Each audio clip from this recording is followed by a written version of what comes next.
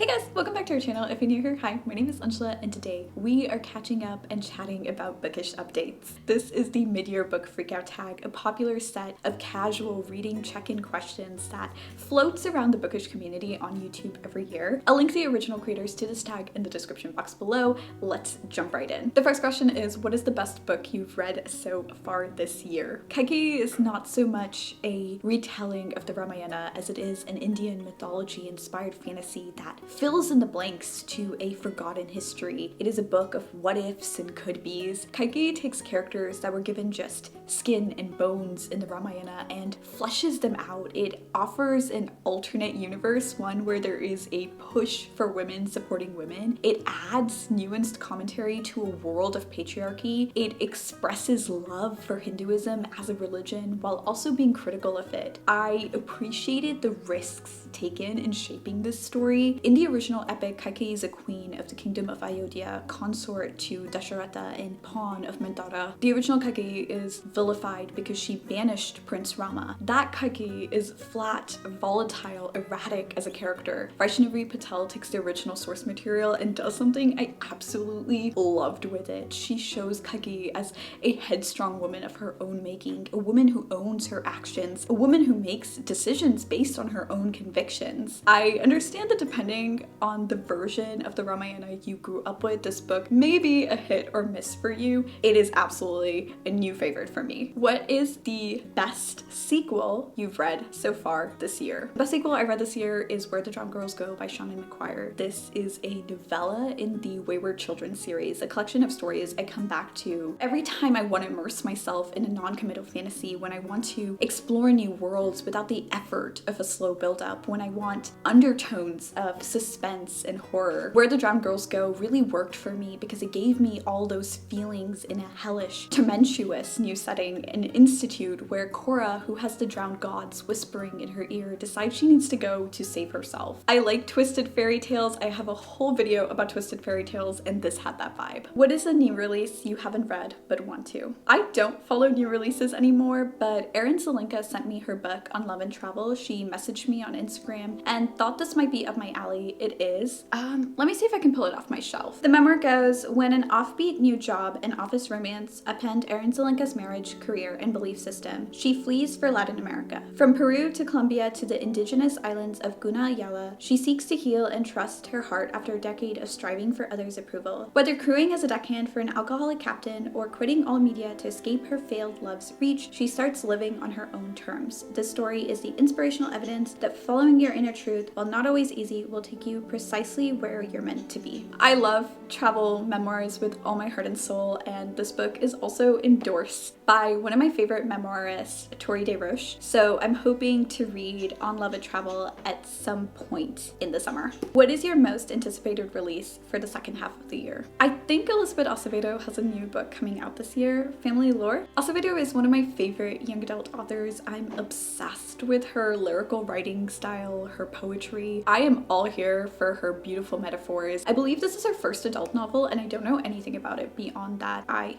don't need to. I will read whatever she writes. What book was your biggest disappointment? Nine Liars by Maureen Johnson was a book I was really looking forward to. I love Maureen Johnson's Truly Devious trilogy. I loved Box in the Woods. I loved all these smart, cleverly plotted adventures of Stevie Bell that intertwine the past and the present. And this young adult novel had so many elements I was looking forward to. Stevie and her friends in London, a larger mystery that would span multiple books, feelings of doubt and uncertainty explored on page. Unfortunately, the aspects of the story I was most anticipating fell flat. I thought the plot was rushed and forced. I thought Stevie's behavior in London towards her friends and their interests was immature, disrespectful, and flat out rude. She went from being a lovable little crime-obsessed individual to someone who was entirely self-absorbed. I didn't have the same empathy for her that I did in previous books. There was so much unnecessary drama between her and David. Their romance went full lust and angst mode. I will be DNFing this series, which is a shame because I love Maureen Johnson's writing style so much, and the atmosphere was still one of the biggest strengths of the story. What book was the biggest surprise? The first entry of the Murderbot Diaries. I have been getting more into sci-fi this year, and this novella was the perfect palate cleanser read in my sci-fi journey. It's short, I think it's just shy of 150 pages, and completely bingeable. Murderbot is a security android, part of a corporate issued safety package that's given to humans who want to explore planets and space. Security systems have fragments of humanness, and the particular Murderbot that narrates All Systems Red is delightfully confused. It wants to watch shows and consume entertainment, not be a corporate shill, but it's also a sex system. I enjoyed the way All Systems Red was written more than I thought I would. The writing style isn't something that I normally gravitate towards. It's very blunt and direct. It's not heavily descriptive. There's just enough for you to make sense of the situation and feel like you're there. I was surprised by how much I felt for Murderbot's character. Murderbot was awkward when it interacted with humans. It was also so precious. I wanted to wrap it in a hug, though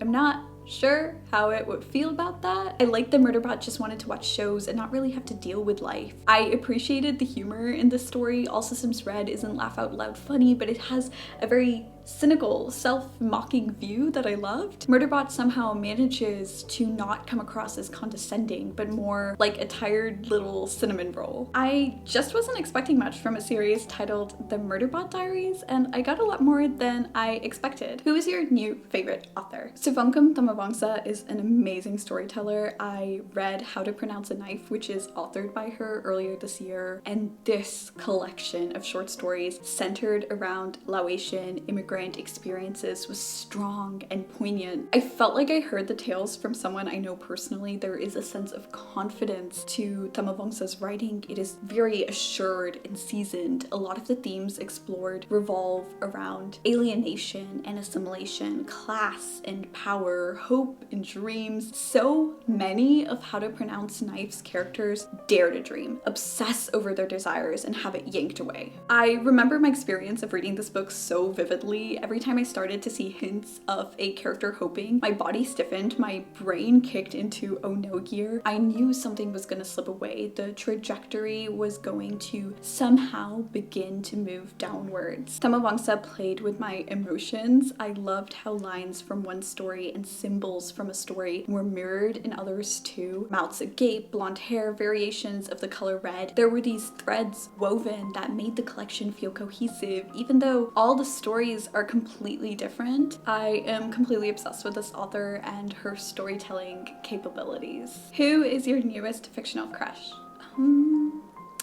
I don't know, maybe Mika Moon from the Very Secret Society of Irregular Witches. She is full of kindness and magic and heart. What is a book that made you cry? I don't think I cried reading any book this year. That might be because I haven't picked up a Friedrich Bachmann book yet. What is a book that made you happy? So many books made me happy this year. Let's go with Legends and Lattes. Viv is an orc who leaves a life of violence to open up a small town tavern where she introduces coffee to a wonderful, vividly portrayed community of curious creatures. There's an adorable ratkin who makes the best treats. There's a sweet succubus who is a lovely business partner to Viv. There are loads of coffee descriptions. Legends and Lattes is exactly what it sets out to be. High fantasy with low stakes. My face upturned into the brightest smile while reading this. What is the most beautiful book you have acquired this year? Squire is the most beautiful book I acquired this year. I read it on Libby and then I rushed out and ordered it from my local bookstore. This is a young adult graphic novel that follows Isa, who dreams of being a knight, a position that can help grant her citizenship in a country that treats her like a second-class citizen because she's born to the Ornu tribe. Isa still wants to fight for her country. She wants to be brave, to